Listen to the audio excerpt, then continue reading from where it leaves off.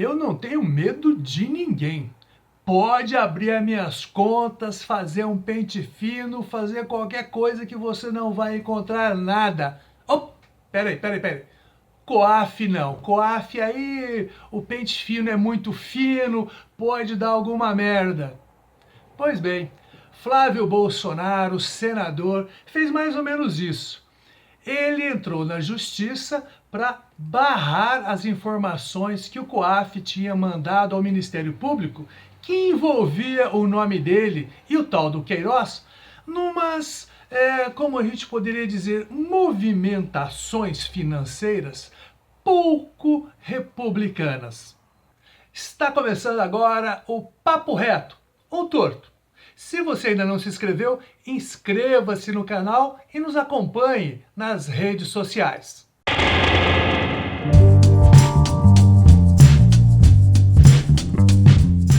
Há poucos dias o STF determinou que sim, o COAF pode mandar informações sobre movimentações suspeitas ao Ministério Público. E na última semana, o ministro Gilmar Mendes derrubou a liminar e aquele processo que envolve o Flávio Bolsonaro, senador da República, filho do presidente, vai ter continuidade. Mas olha, vamos entender um pouquinho neste nosso programa o que é o COAF e quais são as atribuições dele. E neste papo reto, nós vamos conversar com o consultor Afonso Mel Rocha. Ele vai explicar o que é exatamente o COAF, como é que ele funciona e por que ele precisa realmente continuar agindo da forma que sempre agiu, mandando informações para o Ministério Público ou para os órgãos de fiscalização. Afonso, dá para explicar aí exatamente o que é o COAF e para que ele serve? O COAF ele existe como uma unidade de inteligência financeira. E o que é isso? É uma estrutura que ela busca trabalhar e ajudar, dar suporte ao rastreamento de atividades relacionadas à lavagem de dinheiro e financiamento ao terrorismo. O COAF ele não existe por acaso. O COAF foi criado há pouco mais de 20 anos como uma resposta a uma recomendação do GAFI. O GAFI é um grupo de monitoração de atividades financeiras, é um grupo internacional, é uma estrutura da qual o Brasil é país signatário, o Brasil e mais cerca de 180 países. Por que existe o GAFI? Porque o GAFI, o crime de lavagem de dinheiro, o grande crime de lavagem de dinheiro, ele normalmente é um crime internacional, que não conhece barreiras, não conhece fronteiras. E o GAFI, para que o combate à lavagem de dinheiro fosse uniformizado, fosse mais eficiente e eficaz, ele publicou inicialmente 40 recomendações. E uma dessas recomendações é que os países deveriam implementar nas suas estruturas unidades de inteligência financeira. Ela monitora, ela recebe as notificações de operações suspeitas de empresas de segmentos, empresas chamadas obrigadas, são empresas que são obrigadas a fazer reportes nos seus segmentos para o COAF. Todo o setor financeiro regulado pelo Bacen, o setor de seguros, consórcios, e não só isso, eu tenho ainda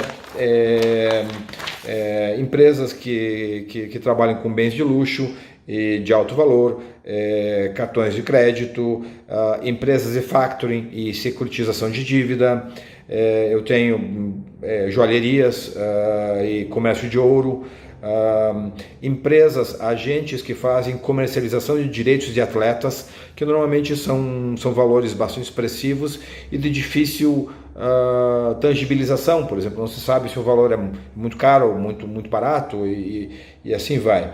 Eu tenho também, e essas empresas obrigadas, por que elas são obrigadas? Porque elas têm que manter o cadastro das pessoas, elas têm que manter o cadastro das transações, e elas são obrigadas a monitorar se uma atividade é suspeita ou não. Você podia dar um exemplo do que são essas movimentações atípicas que sempre estão na lista de prioridades do COAF? É uma transação que todos nós, por exemplo, quando abrimos contas de correntes em banco, nós temos um objetivo com essa conta corrente. Nós temos um objetivo de uso dessa conta corrente, seja para receber salário, seja para pagar, para receber aluguel, ou pagar funcionário, ou receber a conta da microempresa, e assim vai. O banco possuidor dessa informação ao seu cliente, que a gente chama de KYC, que é conheça seu cliente em inglês, o banco ele tem um perfil socioeconômico do cliente. Então, dentro desse perfil socioeconômico, o banco tem, através de uma média, ele sabe qual é o uso mediano, qual é o uso esperado dessa conta corrente. Então, uma empresa, um funcionário assalariado, o uso mediano, ele deve receber uma entrada de salário por mês, ou mais de uma, e ter vários desembolsos para pagamento de despesas pessoais e assim vai. Um advogado tem um outro tipo de uso, um consultor, um outro tipo, uma microempresa, um outro tipo, e assim vai. E com isso o banco determina o que seria uma operação típica. Uma vez que a empresa obrigada, no caso mais comum, um banco determina que uma operação é atípica ou suspeita de lavagem de dinheiro, ele precisa fazer um reporte ao COAF. E o COAF, uma vez, ou hoje chamado UIF, possuidor dessa informação, ele vai fazer uma análise desse caso, dessa informação. Essa informação ela deve conter o maior nível de detalhe possível para que se entenda o risco da operação e se entenda o porquê que o banco está fazendo esse reporte. Inclusive horário de transação, quem efetuou a transação, para que se entenda detalhes como autoria, como condutas, para que você não cometa nenhuma injustiça de suspeitar alguém de lavagem de dinheiro que não está lavando dinheiro efetivamente. Mas ainda aqui é em plano da suspeita.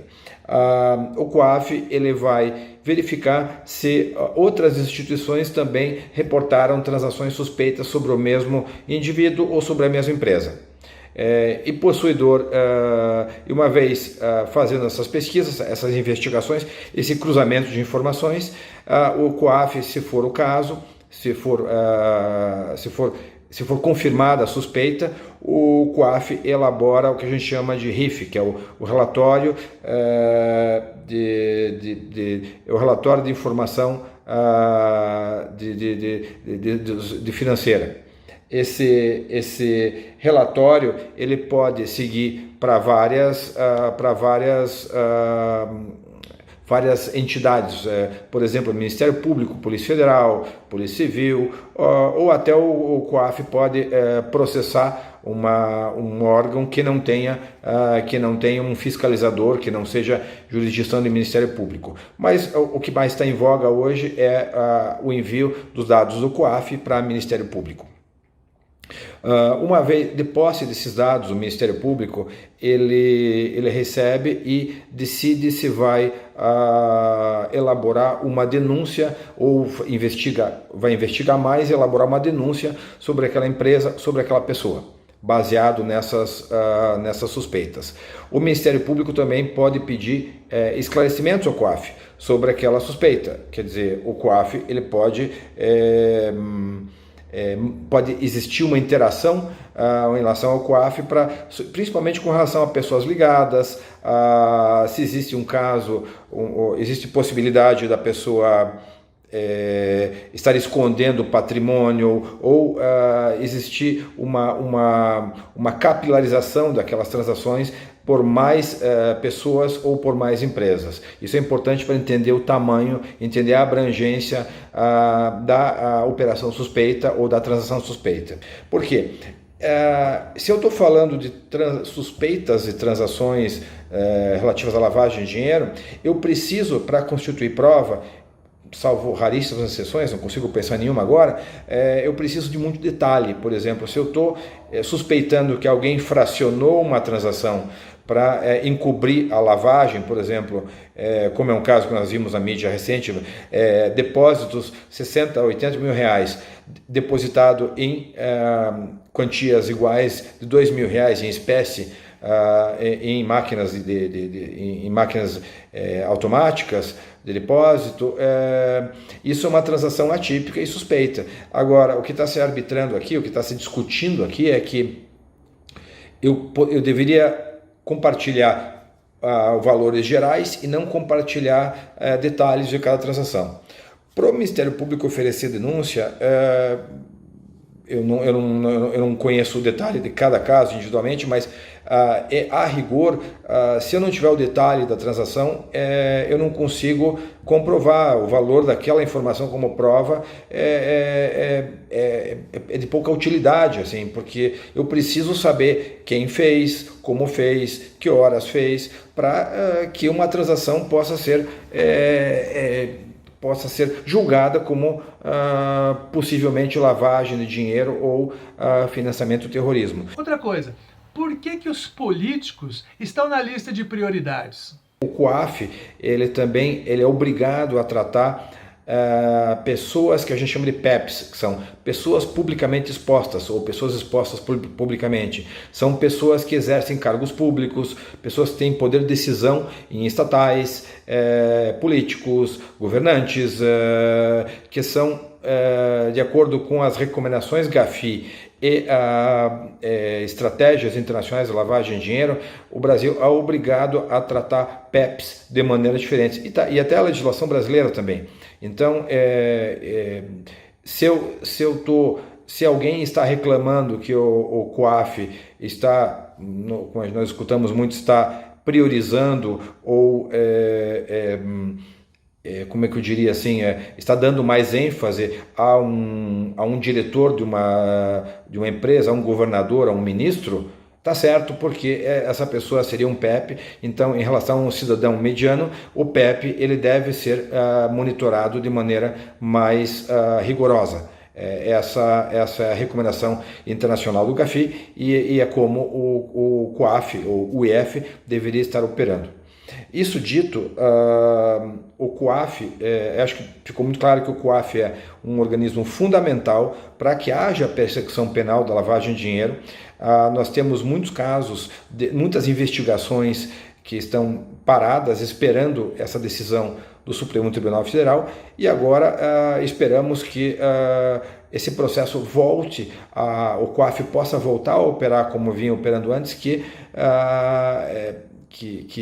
é um componente fundamental para que haja, o COAF é uma estrutura fundamental para que haja a persecução penal do crime de lavagem de dinheiro e financiamento do terrorismo. Eu acho que é isso que eu tinha para dizer. Muito obrigado pelo tempo de vocês. Os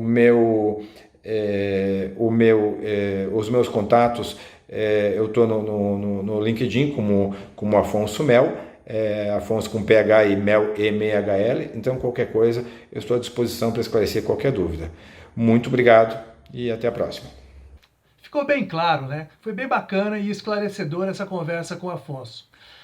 Mais uma vez, se você ainda não se inscreveu, inscreva-se aqui no canal e nos acompanhe nas redes sociais. E dê uma passadinha lá no blog paçocaconcebola.com.br. Até a próxima!